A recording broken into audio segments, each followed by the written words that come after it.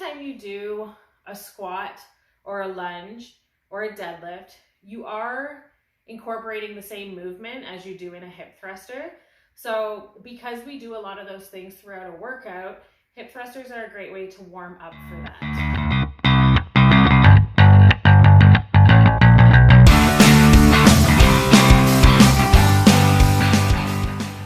So for hip thrusters, you are on the ground, on your back. You want your feet to be as wide as your hips, approximately as wide as your mat. You can go a little bit wider.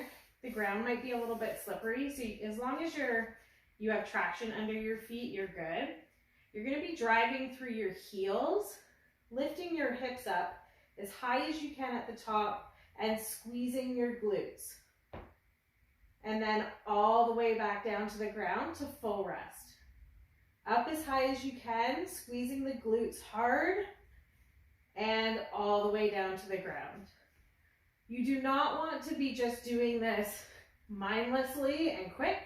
You really want to focus on driving the weight through the heels, going as high as you can, and really squeezing and feeling the butt at the top and all the way down.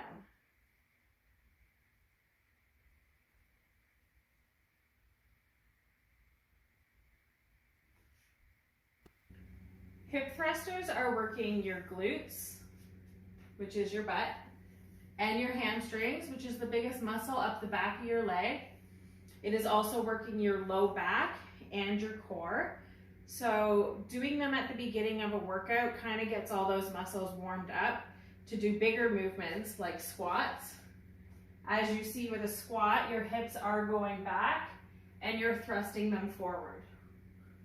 So really, it is the same movement, except the weight is not on your joints when you are lying on your back.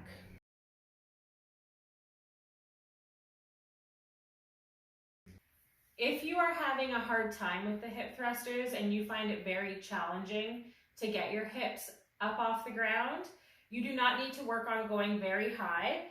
You can lie on your back. Really focus on pushing through the heels, and even if you're just coming up a tiny bit and holding there and back down to the ground. This does not need to be a big movement to start. You just want to really focus on engaging the glutes and pushing into the heels when you come up. So even if you're starting small, which a lot of people do, that's fine. As you get stronger, you will be able to go higher and you will be able to hold it longer. So starting small, you will still feel the glutes engage and working your way up to bring it high. Again, always pace yourself. There's no magic number on how many reps you should be doing. If doing 5 of them is enough, then start there.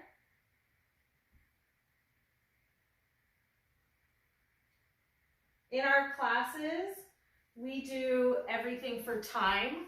So when I give somebody a minute to do hip thrusters, if one person is doing 5 and another person is doing 30, that's great on both ends. Everybody should be working within their own means. There is no magic number on how many you should be doing.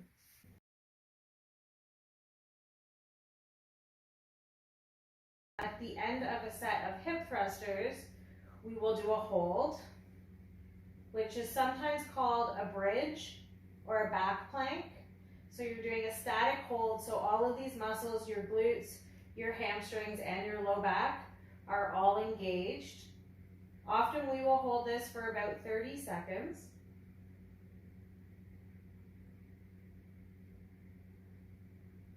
And relax. If you ever get cramped up while you're doing a hold or hip thrusters, always take a break. An advanced way to do hip thrusters is single leg.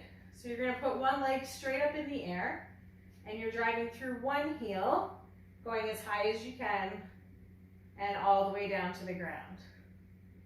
This is much harder than both legs being on the ground. You probably won't get as high, and that's okay.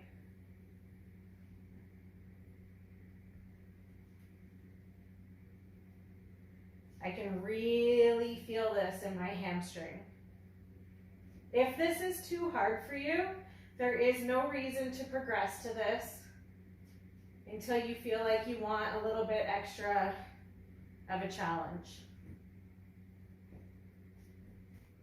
Thanks for joining me on my first little video.